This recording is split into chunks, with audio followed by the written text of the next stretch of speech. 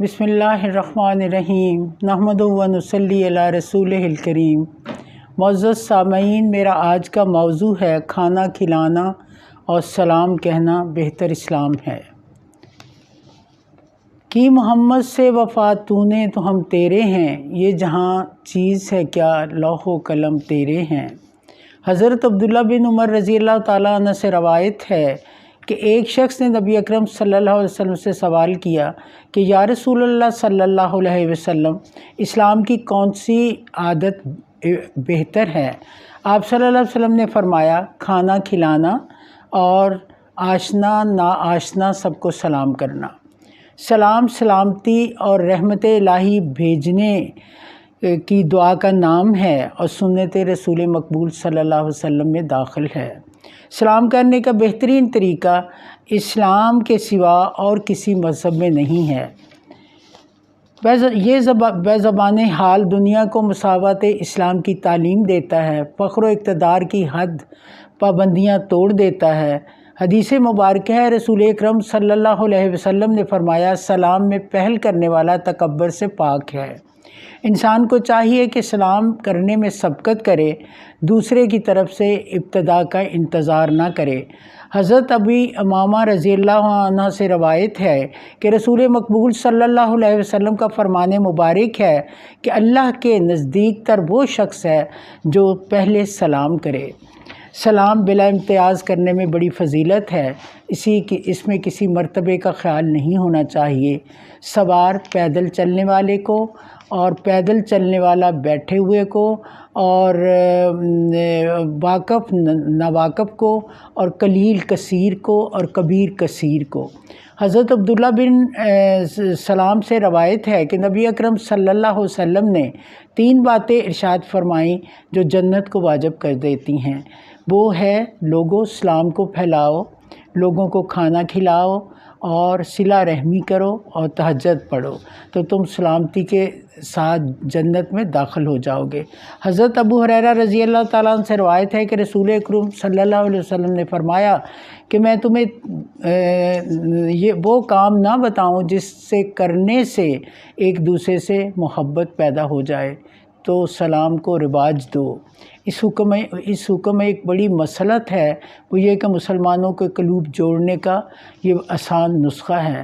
آپس میں مدد اور ایک دوسرے کے باہمی تعاون کی ضمانت ہے۔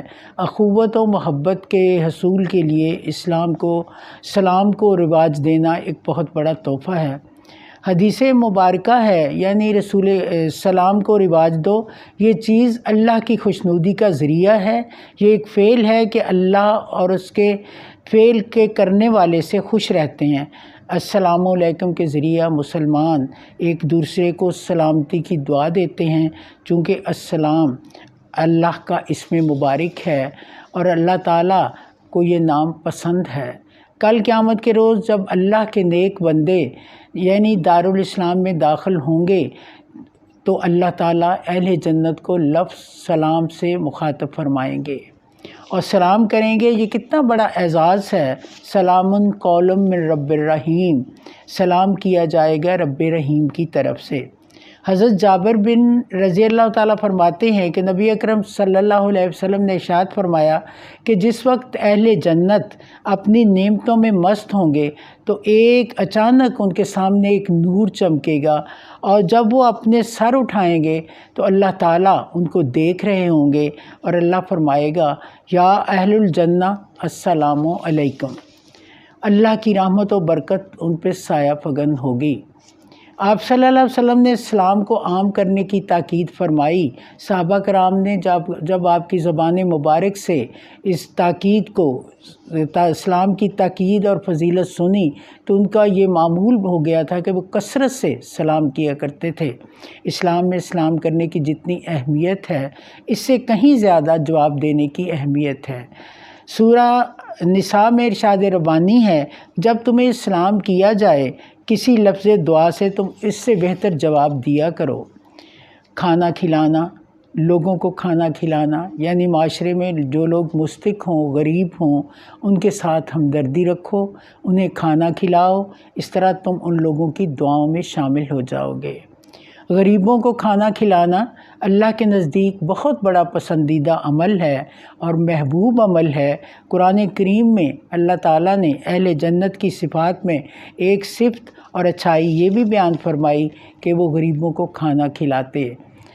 29ویں پارے کی سورہ دہر میں ارشاد ربانی ہے، اہل ایمان کی محبت میں مسکین، یتیم، قیدی کو کھانا کھلاتے ہیں۔ اس لیے ہر مسلمان پر لازم ہے کہ وہ مستحق، غیر مستحق، مساکین، غریب کی خبر رکھے، جس کو مستحق پائے اسے خیرات و صدقات میں حصہ دار بنائے، اسے کھانا کھلائے، بقدر وسعت اس کی مالی امداد کرے۔ بعض لوگ اس مال و دولت کو اسے غریب مسکین کے حق میں نہیں سمجھتے، وہ اللہ کی عطا کی ہوئی نعمتوں کو اپنی زیب و زینت پر خرچ کرتے ہیں۔ وہ یہ نہیں سمجھتے کہ جن غرباء اور مسکین کے ساتھ وہ اعانت اور ہمدردی کا معاملہ کریں گے وہ اس کے مخلص، مددگار اور جان تک قربان کرنے کا جذبہ رکھتے ہیں۔ ارشاد ربانی ہے، کہہ دیجئے کہ بے شک میرا رب رزق پھیلا دیتا ہے جس کے واسطے چاہے اور رزق تنگ کر دیتا ہے جس کے واسطے چاہے، لیکن اکثر لوگ نہیں جانتے غنا اور افلاس کی مجموعی نظام عالم میں کیا حکمتیں ہیں۔ سورہ ماعون میں طعام المسکین کے الفاظ استعمال کیے گئے ہیں، جس کے معنی یہ ہیں کہ جو کھانا مسکین کو دیا جاتا ہے وہ دینے والے کا کھانا نہیں ہوتا بلکہ وہ مسکین کا کھانا ہوتا ہے، اور اس کا حق ہے کہ جو دینے والے پر عائد ہوتا ہے، اور دینے والا کوئی بخشش نہیں دے رہا بلکہ اس کا حق ادا کر رہا ہے۔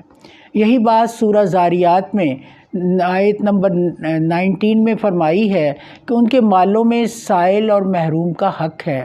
سورہ ماعون میں لا یحض کا مطلب یہ ہے کہ وہ شخص اپنے نفس کو بھی اس کام پر آمادہ نہیں کرتا، اپنے گھر والوں کو بھی اس کی تلقین نہیں کرتا، دوسرے لوگوں کو بھی اس بات پر نہیں اکساتا کہ معاشرے میں جو غریب ہیں، محتاج ہیں، ان کے حقوق کو پہچانیں اور ان کو بھوک مٹانے کی کوشش کریں۔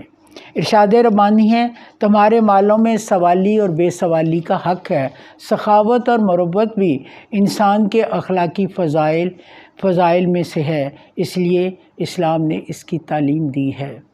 سورہ دہر میں یوں ارشاد ہوتا ہے، اور وہ لوگ جو صرف خدا کی محبت میں یتیم اور قیدی کو کھانا کھلاتے ہیں۔ حدیث مبارکہ ہے، حبیب پاک حضرت ابو ہریرہ رضی اللہ تعالیٰ عنہ سے روایت ہے کہ رسول مقبول صلی اللہ علیہ وسلم نے فرمایا، غنا دولت مندی اور اسباب و سامان کی زیادتی پر نہیں بلکہ حقیقی غنا دل کی دولت مندی پر ہے۔ حضرت ابن عباس رضی اللہ عنہ سے روایت ہے کہ رسول مقبول صلی اللہ علیہ وسلم نے فرمایا، جو شخص اپنے کھانے پینے میں یتیم کو حصہ دے اس کے لیے اللہ تعالیٰ جنت کو واجب فرما دیتے ہیں۔